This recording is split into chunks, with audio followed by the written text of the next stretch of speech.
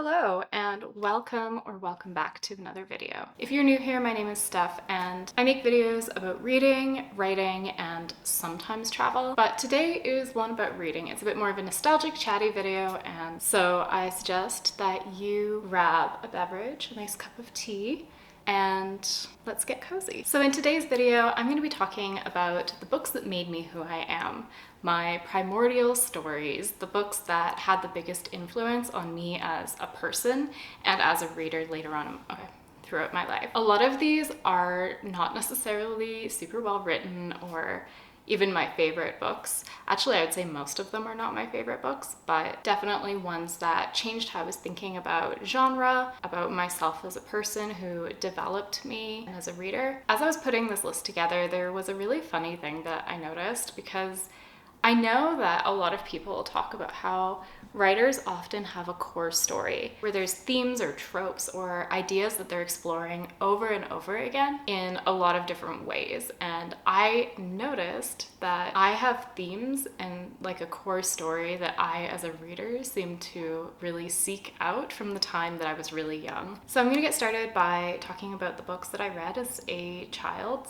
There's a few middle grade books that had a really huge impact on me, and then kind of working my way forward to the present. But one of the book series that I remember going to the library and picking out on my own and reading fully independently was Alanna. So Alanna, the First Adventure in this first trilogy, follows the very first woman knight in this kingdom. I don't remember what it's called anymore, but she really wants to be a knight, and so she enrolls in this page in training program, and she dresses as a boy and presents as a boy, all the while she's going through changes in her body and mind where she's becoming more of a woman, and she has to conceal that while she's developing friendships and adversaries. I loved this series for so many reasons.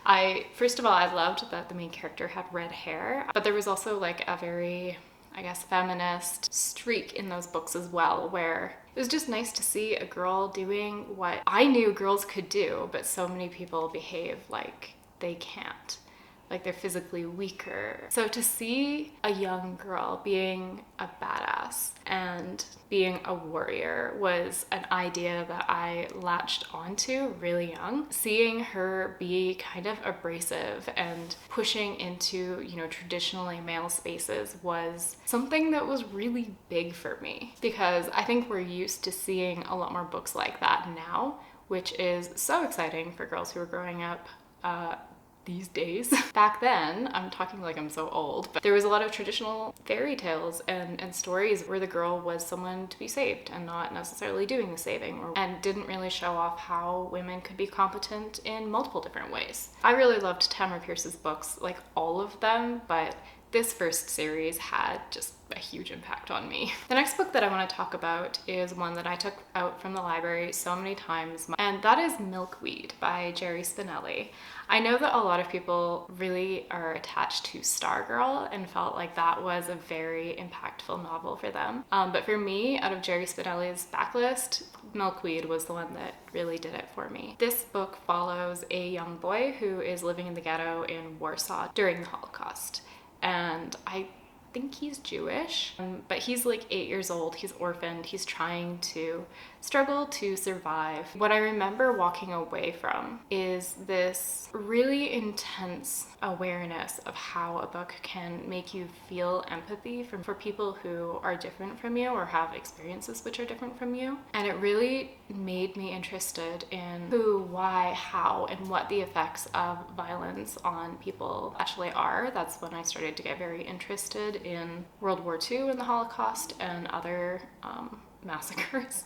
It's a very morbid thing. I think I was 9 when I read it. This is why my mom was a little bit concerned. She was excited that I was interested in world events and politics, but she was also like, this is a lot for a young child to be interested in.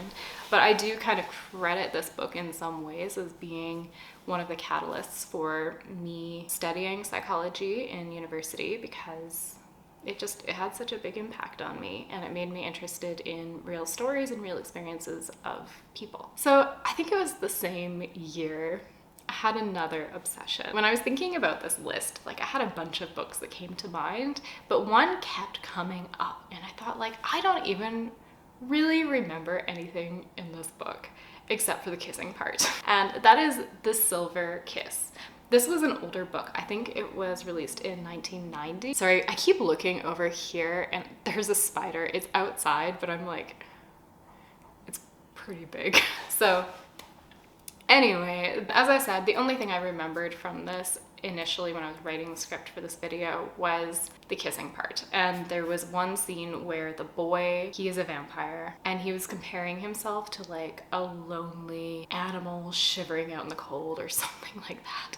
I also remember looking and seeing the cover, which I still hold as like a very beautiful, appealing cover, in the library and just thinking like, oh yes, this is the book I'm gonna be reading. But I didn't want my mom to see that I was reading a book that had kiss on the front in the title because, ew, gross, I'm obviously not interested in kissing. So the library at the time was right by where I used to do swimming lessons, and then I would just walk over and read as much as I could of that book before my parents picked me up. And that is how I read The Silver Kiss. This book follows a young, like, teenage girl, and she's grieving because her mom has cancer and is like end stage. You know, she knows that she doesn't have a whole lot of time left with her parent. And she meets this boy who's around the same age as her, but she quickly learns that he's a vampire thirsting for her blood, and he is super like lonely and tragic and incredibly broody, and he's out for revenge, looking to kill the person that absolutely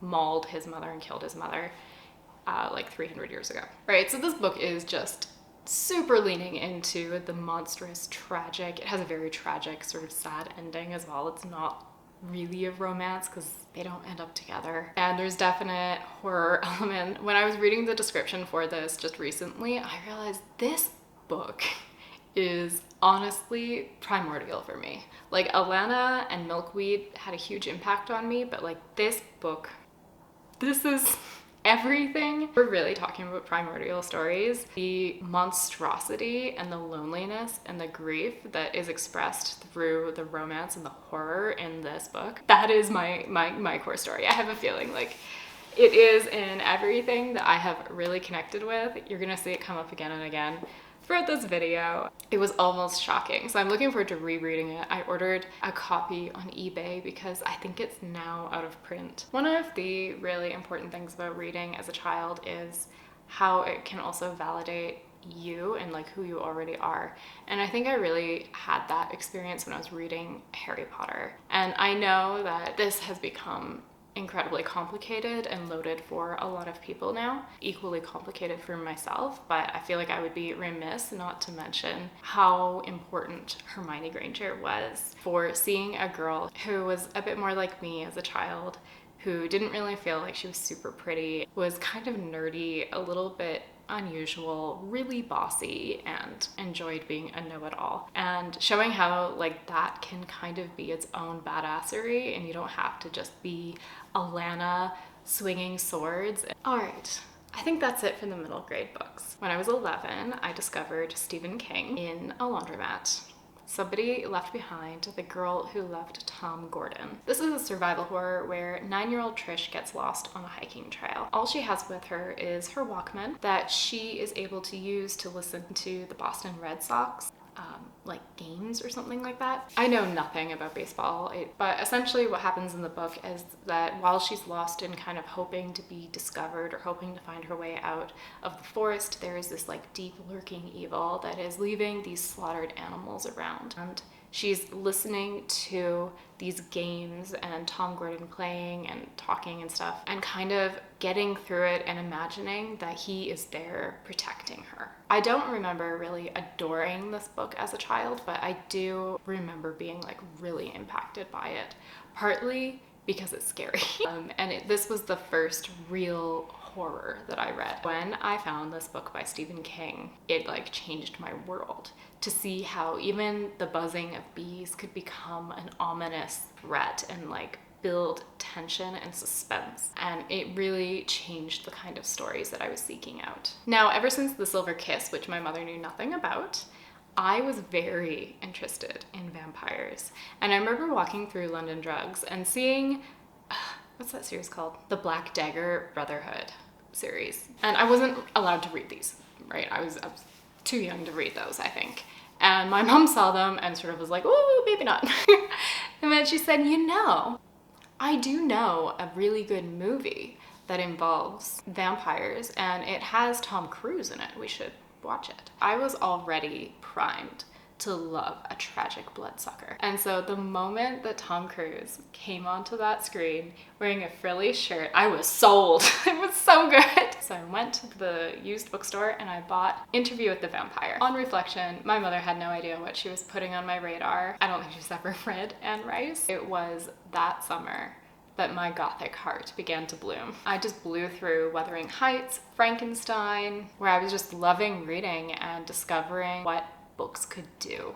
And that, like, I don't know, it just blew my mind. At 14, my boyfriend at the time's aunt handed me a book called Outlander. This was the first romance I ever read. The way that she gave it to me was like with this big smile, like she knew she was gonna like change my world. You know, in hindsight, she really did. It was the perfect blend of history and like a little bit of like sci-fi elements to it, but the time travel that really just pulled me in and made me feel comfortable reading a book that was also just a nice love story. So Outlander, if you haven't seen the TV show, is about a woman named Claire. She is reunited with her husband after the Second World War. And during their sort of second honeymoon where they're trying to get to know each other, she encounters this circle of stones in like very far north Scotland.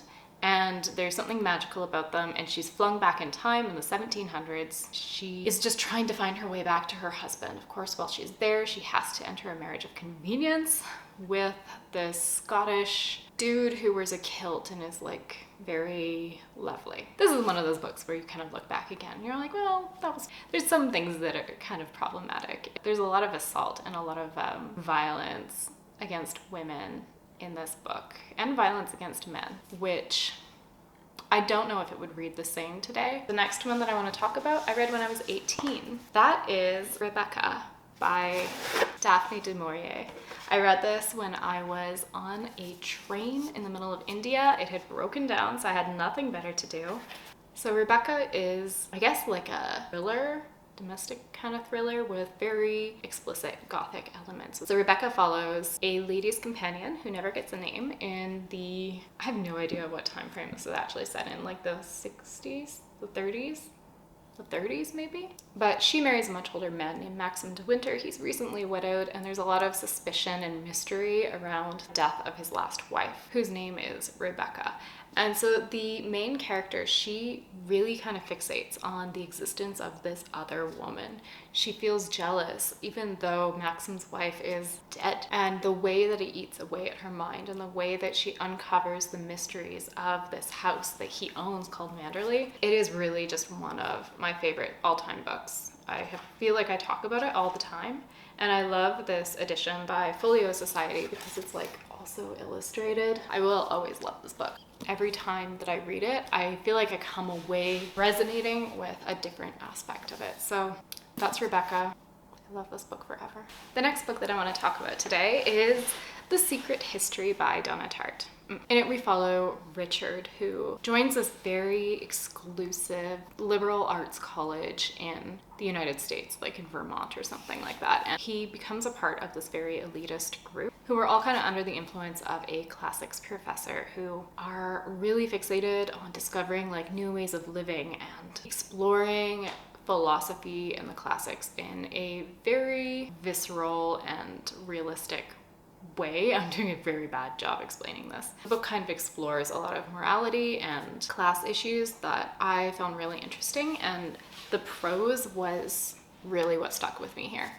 This is another one of my all-time favorites because I can just read her talking about the experience of smelling and seeing apples on the ground in the autumn forever. It's a little bit purple and it's absolutely delightful and wonderful, and it really made me appreciate the art of writing and not just storytelling. There is a pretty long period in my life, like probably 5 years. That's because I did university and there was just no time. But when I finished, I could not wait to get back into it.